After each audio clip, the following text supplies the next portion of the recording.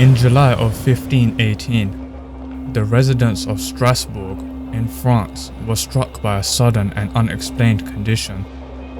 Going on for weeks, this strange occurrence caused hundreds of people to dance uncontrollably. Many died due to exhaustion, as the phenomenon continued until September, when it eventually began to subside. To this day, no one knows what caused this bizarre outbreak. Join us as we explore the tragic events of the dancing plague of 1518. The city of Strasbourg is in modern-day France.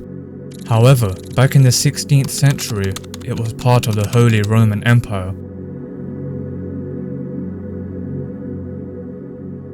Due to its prosperous trade and vibrant culture life, the city was relatively large within the Holy Roman Empire, with an estimated population count of 15,000 people.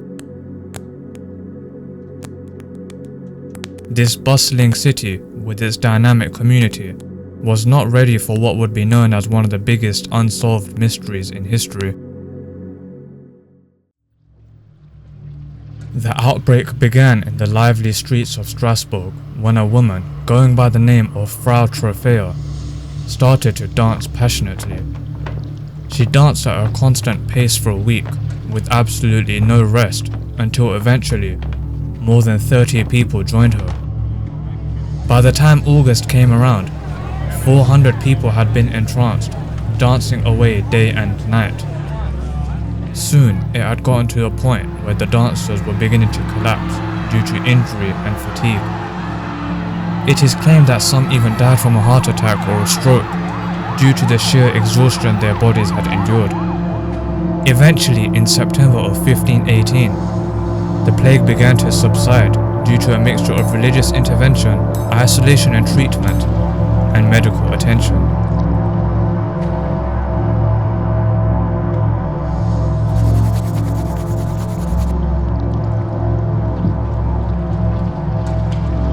Religious intervention involved a pilgrimage to a shrine dedicated to Saint Vitus, the patron saint of dancers. The clergies and authorities were under the belief that this was a form of punishment or curse, and so assumed that praying at the shrine would bring relief.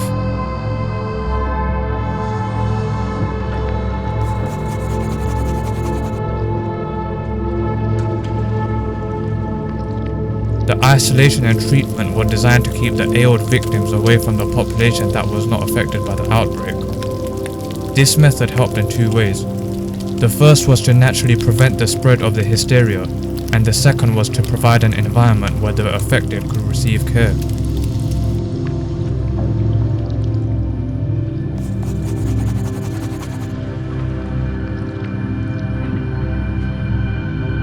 Lastly, the medical attention, whilst not well documented, was known to involve physicians and caretakers who would attend to the afflicted. They may have used herbal remedies and possibly even red shoes sprinkled with holy water, as it was believed this would cure them. Thankfully, due to these interventions, the plague completely disappeared from the city. The intensity of the dancing decreased, and the number of new cases diminished completely. But one cannot help but ask the question, what exactly caused this to happen?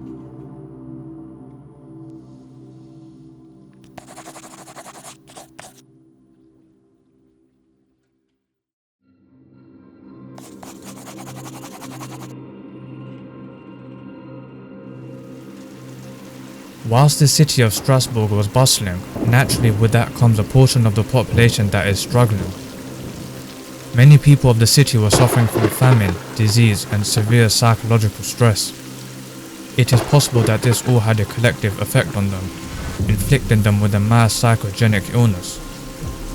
Such illnesses can spread rapidly and broadly, much like an epidemic.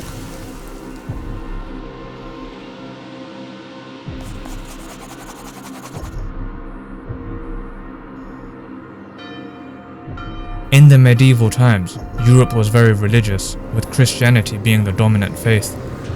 Many people believed that unusual or unexplained events were actually a form of divine punishment. At this time in history, invoking saints was a common practice, as they believed these saints could intervene and aid in their lives. Due to their respect for the saints, they believed that conditions such as the dancing plague could have been both a form of divine punishment and a way for the saints to communicate their displeasure in the people. It is due to these reasons that the religious authorities at the time decided to have the afflicted visit Saint Vitus' shrine.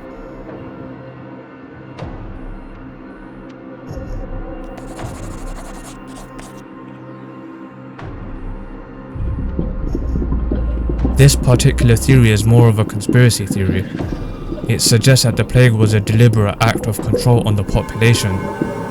Many believe the authorities could have used fear or superstition to manipulate the population and have them dance, as a way to distract them from the political issues, or even to exert full control on them. Some even suggest that there was deliberate food poisoning, with someone contaminating the food with ergot or another psychoactive substance, all for the sake of an experiment on human behavior.